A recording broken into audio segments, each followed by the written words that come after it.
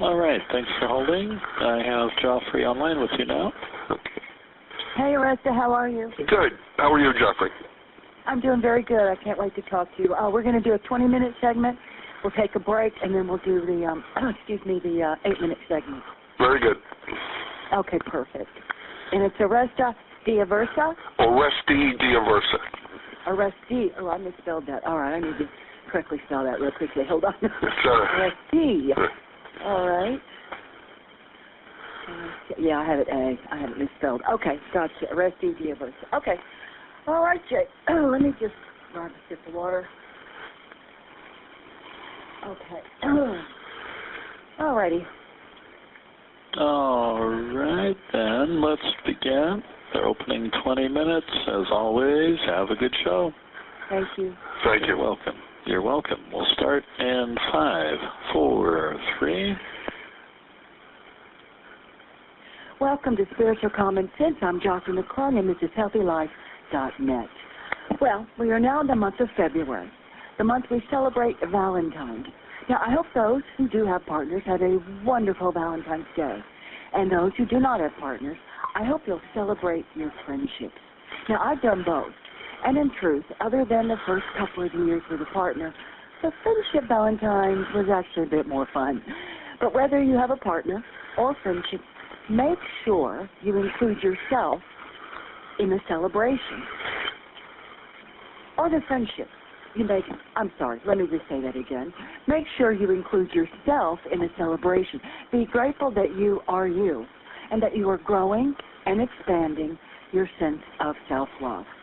Now, I'll talk more about this in the This Inspires Me segment. And your monthly spiritual homework should help you in celebrating yourself as well, because it's all about affection. But first, we're going to be talking with Oreste DAversa, whose newest book is Life Beyond the Pandemic. He's a business coach, an author, a public speaker, and an interfaith minister. He helps people find their true spiritual purpose and live their true spiritual path. Welcome, Oreste. How are you? Good, thank you, and thank you for welcoming me on your show today. Oh, well, thank you for showing up and being here.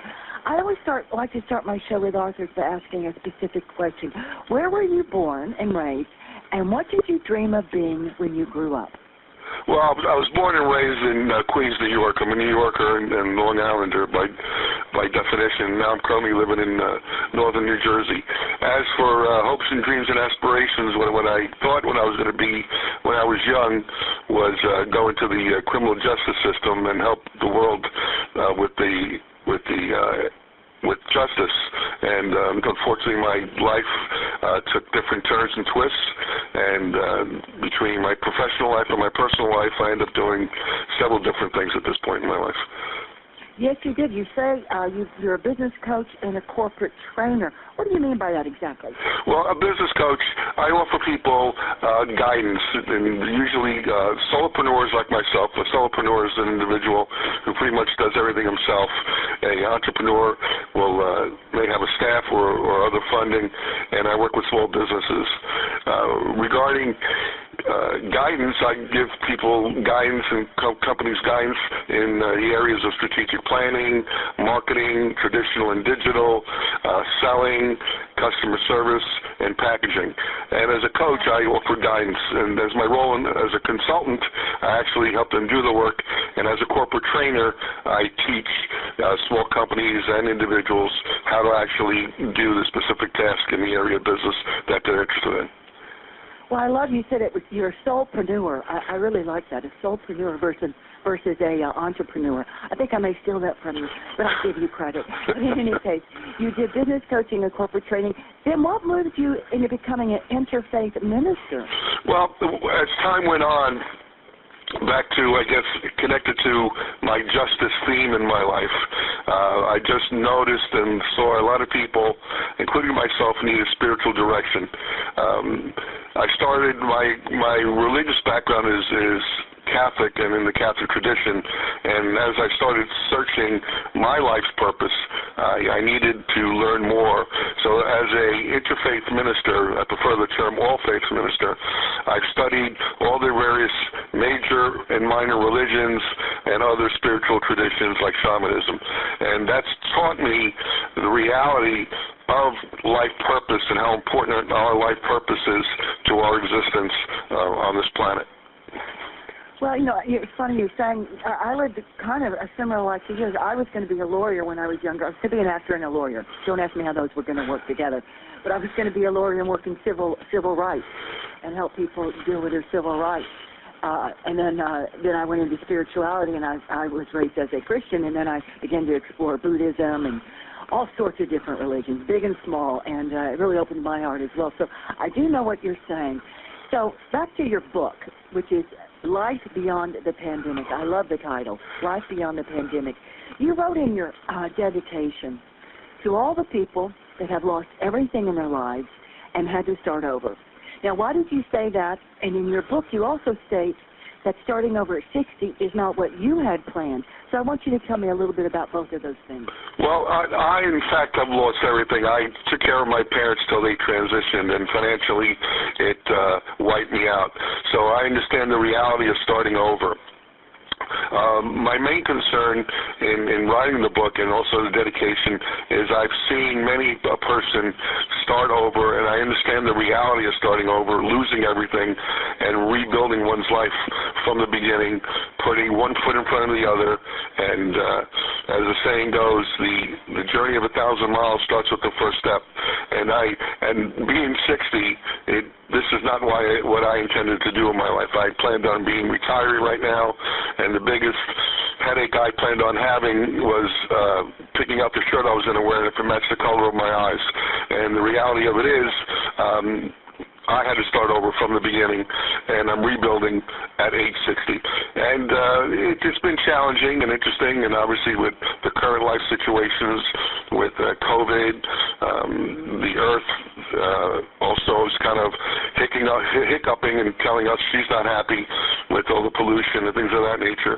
It's challenging, but it's not impossible. And I wanted to write a book that would inspire people, no matter where they are in their life, no matter what's happened, that they can rebuild their lives. If they have the proper tools and tool set, it's not impossible. So you had to rebuild your life, and I guess you had to do this during the pandemic. You had to begin to see. I went through this similarly when I took care of my mother till she passed, but I was not in the midst of COVID. And I moved from New York and moved back to Texas, and it broke my heart and all those things. But at least I wasn't in COVID. I really don't know how you start over when you're in the midst of COVID, but obviously you had done that, and I think that's pretty fantastic. So that's the reason you wrote the book, is for people who do need to start over? Yeah, the main reason why I wrote the book, it just, timing is everything, as we say. I really hadn't planned on obviously losing everything financially and then COVID hitting back to back. But as I've been watching the news, and I've just been hearing the devastation on just multiple levels, people losing livelihoods. And what I mean by livelihood is be it either a job or losing their small businesses. And because of that, those two things, one and or the other, many people have to start over. Many industries are not coming back. Many businesses are not coming back. But at the end of the day, people still need to work. So the reality of it is people need practical tools and a step-by-step approach that can be done to help them transform to where they are, to hopefully an even better and more prosperous life than they had before the COVID situation had started. Well, I think you said that very clearly. You know, you have such a diverse career background. I mean, you were a business coach, a corporate trainer, interfaith, or I should say all-faith minister, as you said, all-faith minister. How did that background, the two different areas, especially the minister versus the business coach, help you put this book together? Well, it's really about balance. The reality of it is even though we all need money, and that's just the reality of modern day life. As a interfaith minister, I deliver a service, and for that service I do get financial remuneration. And the business world taught me the financial realities of life.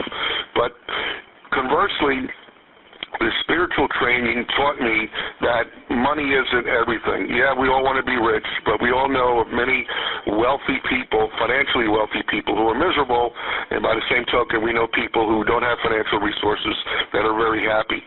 It's all about balance, and what I've learned is the four components of our being, the spiritual, the emotional, the mental, and the physical, are all important. And if any one of those components is out of balance, that's when we have situations what I like to call dis-ease.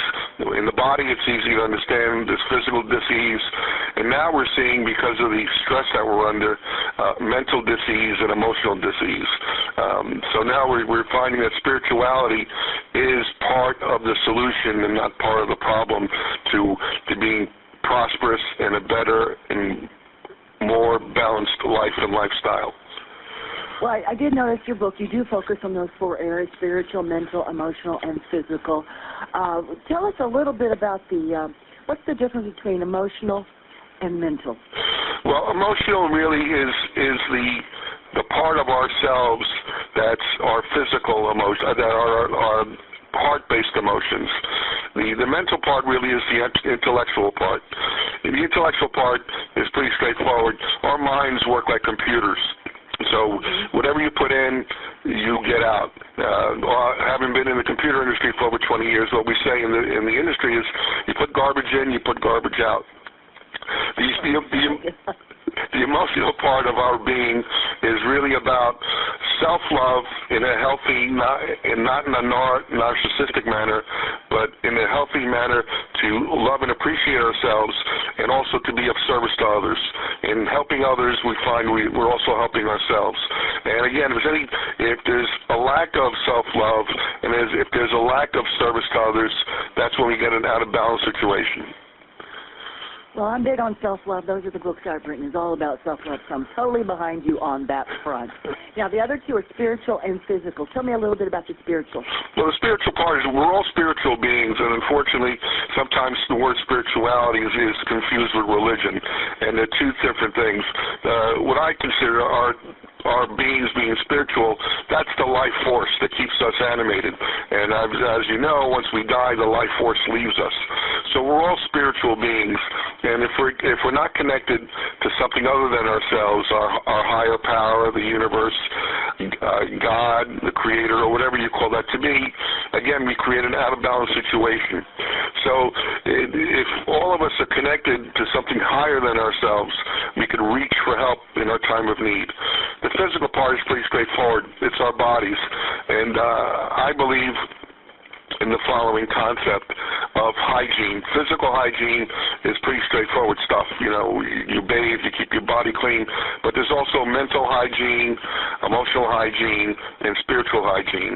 And if you don't keep up with all these items, this is when we get into situations of being out of balance, and dis-ease comes in. And your body talks to you and tells you you're out of balance. That I know for sure. Okay, so you talk about in your book, a new life blueprint. I want you to explain what that means and exactly how much time should be spent on making this blueprint, because I get different feelings when I read it. I read it a couple of times. I get different feelings about it. Well, the New Life Blueprint is really a step-by-step approach to transformation from where you are now to where you would like to be. Regarding time, time is all relative. It's really based on the individual's time that they could put to this, based on what's going on in their life. When I do coaching, for instance, I work with people on a 3-month program. But if a person is doing it by themselves, full-time, it can be done in 30 days. But it's not about the time, it's about the transformation. And the step-by-step blueprint is designed for each chapter. There are exercises to check understanding and to grow a little bit. So as the old adage goes, how do you eat an elephant? A bite at a time. So you do this life blueprint a step at a time, very gradually, and then before you know it, you've transformed your life into something better than it was and more prosperous. And prosperity means whatever you want to mean it to you, be it financial, be it emotional, be it spiritual, be it physical, obviously, be it better health, a better family life, new friends, et cetera, et cetera. So a new life blueprint is really you rewriting what you want out of life. Is that kind of the gist of it? Yeah, that's correct. With the tools I supply here, these are practical tools that are not difficult to use, but you just gradually introducing them into your life and making gradual changes. So by the time you finish the blueprint, all of a sudden you've transformed into where you were, into where you want to be. Well, how did you come up with the idea of the blueprint? Is it something you did yourself for your own life, or is it something somebody taught you? How did you come up with the blueprint? Well, it's an amalgamation of everything I've learned in my life, of business, of personal and professional life, and I've learned that everything is a process, and processes take time. You know, we all want the magic pill. We all want the Harry Potter wand. They just, you know, we all want quick and easy. The reality of it is, some things in life you just have to go through. And one thing I can attest to is while I'm working on my weight. Unfortunately, I'd like to eat broccoli once and be set for the month. But the reality of it is, if I don't eat healthy every day, I will not get to that point. All right. So what I've done is I've put together the knowledge of business practices, the knowledge of spiritual practices, and without really hitting people over the head with heavy-duty items. These are just basic practices that people can put in their lives for transformation.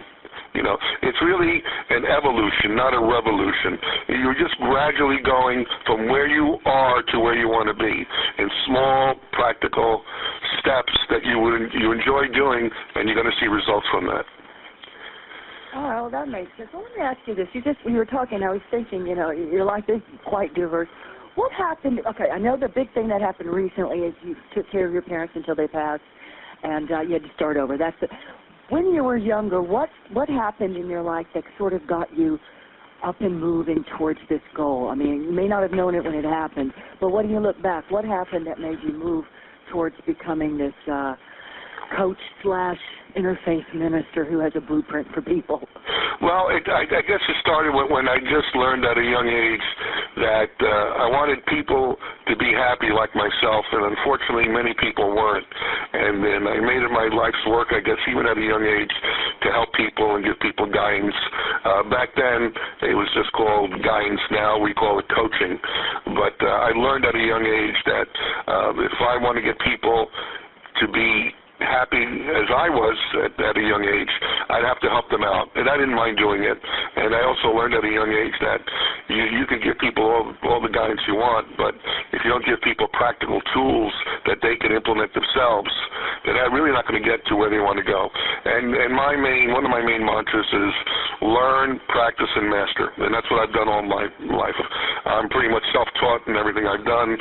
I'm self-published. I taught myself how to write books. I taught myself how to appear in media, radio and television and such, and everyone can do it, not just me, but you really need to just learn whatever you want to learn that's new, practice it, and that just takes time and discipline. Just put in some time, and in no time at all, you'll master whatever you want to master. I also think it doesn't hurt to have a good mentor, and obviously you're a good mentor for people that are making changes in their life because you've gone through it. I know when I talk to people, let's say I'm at the gym and somebody's going through helping their mother cross over or whatnot, and they think they're not going to get through it and they're never going to. I can tell them what I went through because I went through what they went through. I'm sure you're able to share your life with people who are struggling to start over as well. Without question. As the saying goes, you know, I've walked in other people's shoes, and once you've done it, you know, once you've walked a mile in the other person's moccasins, for lack of a better expression, you learn the reality of what it really takes. And I'm really there as a coach and also as my role as an all-faith minister to be there to encourage people, to support them every step of the way, to give them the tools, to pick them up in a good way, and sometimes in a tough way with some tough love. But I'm there to support people, help them get where they need to go. Well, I think people know if you're doing tough love, as long as it's coming from a place of love and not shame or guilt.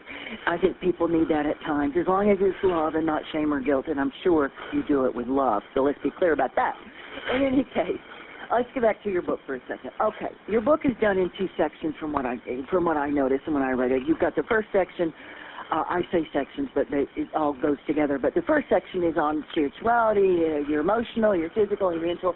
And then the second section is about your business plans, your planning, your strategy, etc.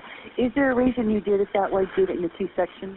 Yeah, well, the reason being, again, everything starts in the spiritual. You need to really learn from yourself, because we all have the answers of what we need to do inside ourselves. It's my personal belief, and many people believe this as well, we're all here for a given reason, a given purpose. The challenge is finding out what that purpose is, and the task of starting with the spiritual and then going to the emotional. And with the emotional section, we want to get rid of any emotional baggage that's holding us back.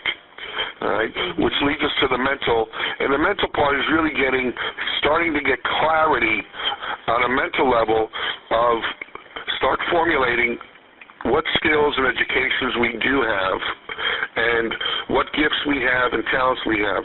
And we start molding that in the mental phase, and then finally in the physical phase, the reality of modern day life is what do we want to do with our life purpose to generate financial revenue, be it a job, and then we want to find, as we say, the job that we like to go to, or running our business.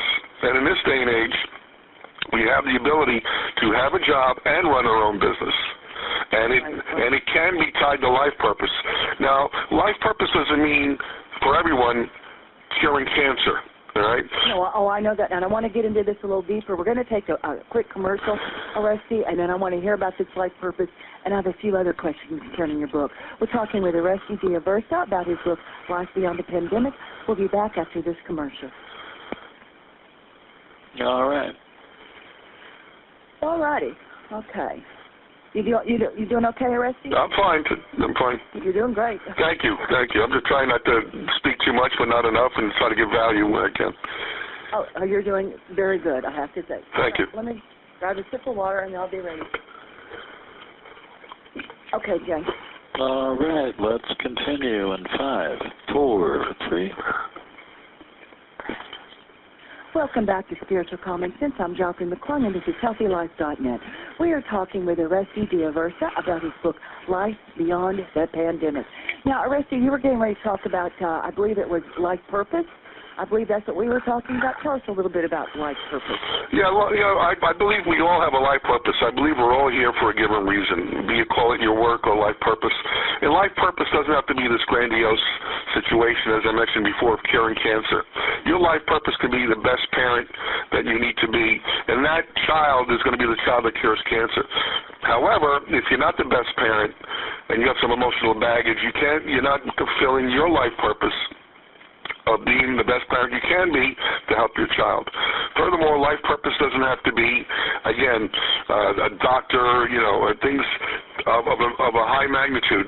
Say, for instance, for the sake of conversation, your life purpose is to be a healer. All right. Well, that is a very broad and general topic.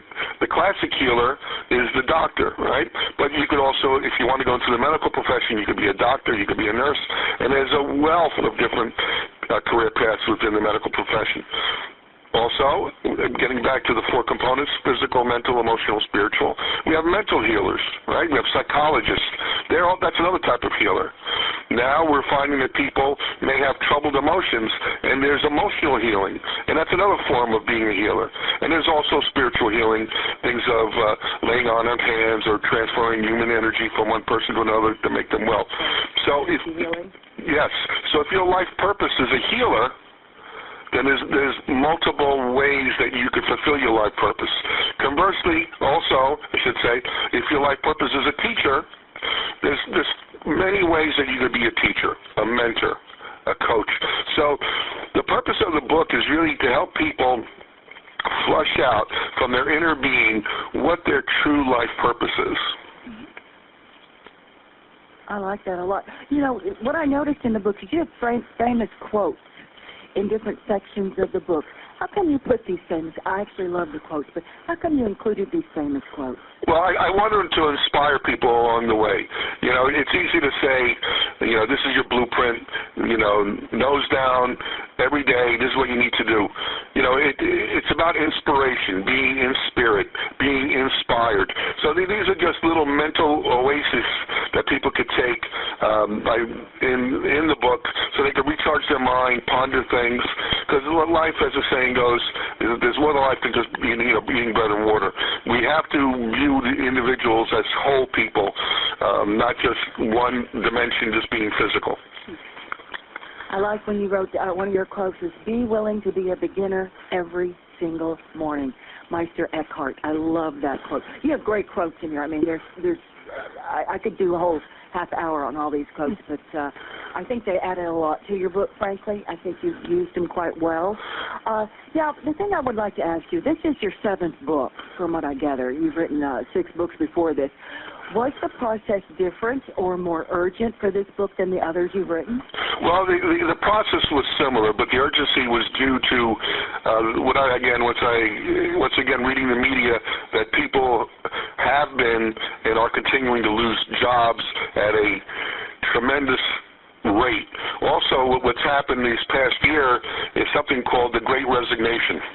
That in September of last year, 4.4 million people just left their jobs, just resigned from their jobs. And so this is a big concern to me. So I saw this urgency. I think, personally, part of the reason why people are leaving their jobs, yes, there's always the reason of a better job, more money, things of that nature. But I think we're finding an evolution of people not being fulfilled in their job, and they're looking for their life purpose.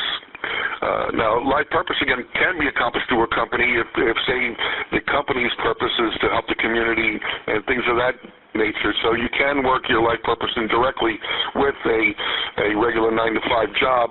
But I'm getting the sense that many people feel unfulfilled. And the only way you're going to feel fulfilled is finding your life purpose and working it. Oh, I'm in total agreement with you. And the thing is, your life purpose, mine's changed. It's all been in communication, but it's changed. It was in acting before, producing, directing, then it became a writer of books, and then it became a radio host. It just changes as you grow and you change. You open up and new things appear for you. Do you notice that as well? Yeah, I agree with that. It's an evolution. Really, it's similar to, you know, the lotus, where the lotus has 1,000 petals, and as time goes by, you may start on one path, and that path may evolve into others, or may get into the more finer points of that path. And basically, in your career, you've always been a communicator. You know, right. It's just the various vehicles have changed based on what you've said to me. So to me, it sounds like your life purpose is to be a communicator for humankind. Now, what tools and vehicles you use have evolved as you evolved, as I've evolved as well. Oh, yeah, I definitely have evolved. I've de-evolved at certain times, but I have evolved mostly, but in general. All right, so let me ask you this. If somebody got one lesson out of this book, what lesson would you hope they would get out of your book? That they can do whatever they put their mind to. That they're, in this day and age, especially with the access of the Internet, the tools are out there, as the saying goes, a little or no money down, to get to where you want to go. So wherever you want to go, there are the tools, the people, the guidance from internal and external to get you where you need to go. And no matter what you're going through, there's light on the other side. I like that. I said in my book, you have everything you need already inside of you for your journey. You say the same thing slightly differently, and I think it's quite beautiful. All right, we got about a minute left. This book talks about rebuilding your life or starting over. Is this book just applicable for people who've experienced significant changes in the past year, or can anyone use these tools to improve their life? Well, the tool is designed, these tools are designed for really anyone. It just happened to be happenstance that I wrote the book because of the COVID and the pandemic. It just happened to be the catalyst to put all these tools together in one volume. All right, so somebody doesn't have to have lost everything and be at the worst place in their life to begin starting a new blueprint. They could do it at any time within their life. Right, any type of change, career change, going from active to retired, going from retired to active, wherever they are in life, if they want to make a change, a significant transformation in their lives, this life blueprint will get them where they need to go with the respective tools to get there. Well, I think you wrote a really lovely book. I didn't do all the strategy points in the book, but I did love the spiritual stuff you put in this book, and the emotional and the mental. I think you're on the right path at combining your interfaith and your business coaching. Well, where can people find the book, and where can people follow you? Well, they can find the book on Amazon.com. If you like, for your listeners, they can get a complimentary chapter on my website, www.lifebeyondthepandemic.com, and my business work can be found on www.metrosmallbusinesscoaching.com. Well, thank you so much. We've been talking with Oreste DAversa about his book, Life Beyond the Pandemic. Go to Amazon and get it if you want to write a new blueprint for your life. Thank you so much for being with us, and take care. Thank you. Bye-bye. Bye-bye. All right. Thank you, Oreste. I think it went really well. Thank you very much. Okay, thank you. Have a good day. Bye. Thank you. You too. Bye-bye.